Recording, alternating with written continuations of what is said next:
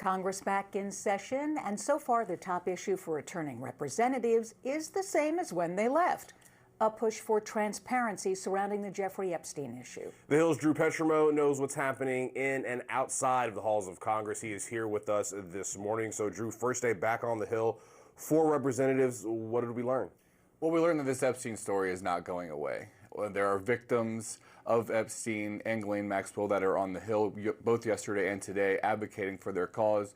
There is this groundswell from lawmakers to push for the release of information. So, if you remember, before the August recess, there was this effort to kind of put this away, go home, let things settle down, and hopefully, if you look at it from the perspective of GOP leadership, come back after the recess, maybe move on to other things. That's what leadership wants, a kind of a more measured approach to the release of documents. The White House has called this a hoax and wants to move on to other issues, but we get back to Washington, the issue's still here. So yesterday there was a meeting with the victims, and we'll hear from them later today, but apparently this meeting was so emotional that South Carolina's Nancy Mace left visibly disturbed. People said that she was red-faced and pretty emotional. Yeah, you can imagine what that testimony is like. We've all heard the stories of survivors of this. And today they're going to speak publicly. This could be another powerful moment in this saga where you have victims speaking publicly.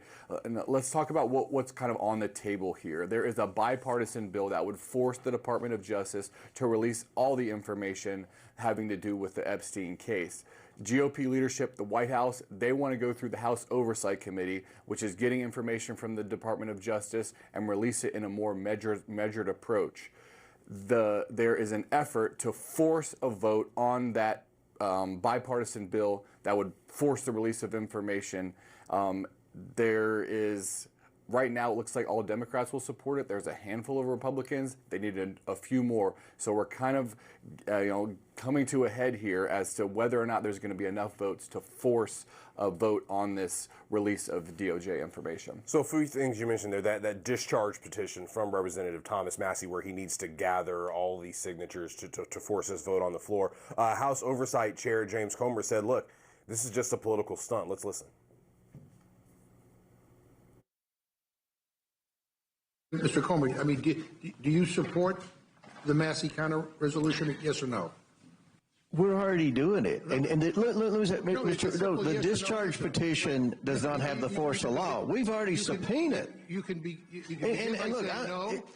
Mr. McGarry, it's very disappointing that you're trying to politicize this. We're trying to get answers. We're trying to do everything that's in this discharge petition, but you're trying to politicize it.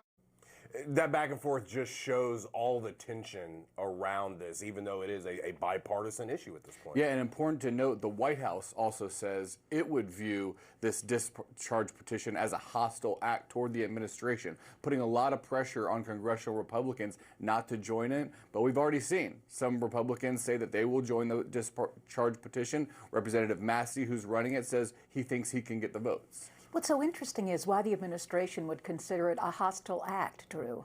Well, the president has called this a hoax. He wants to move on from it.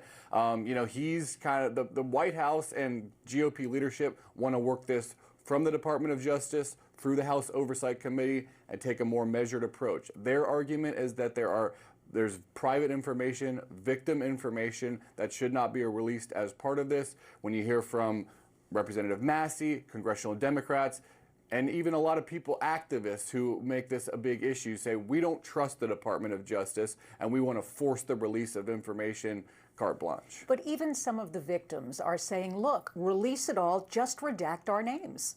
Well, it's going to be very interesting to see exactly what they call for during that press conference today. Are they saying that they just want the information released? Are they going to be advocating for this discharge position? Because if they come out, the victims, full bore, in support of a discharge petition, bypassing the White House, bypassing Republican leadership, then that's going to be even more difficult for leadership to prevent more House Republicans from joining on that effort.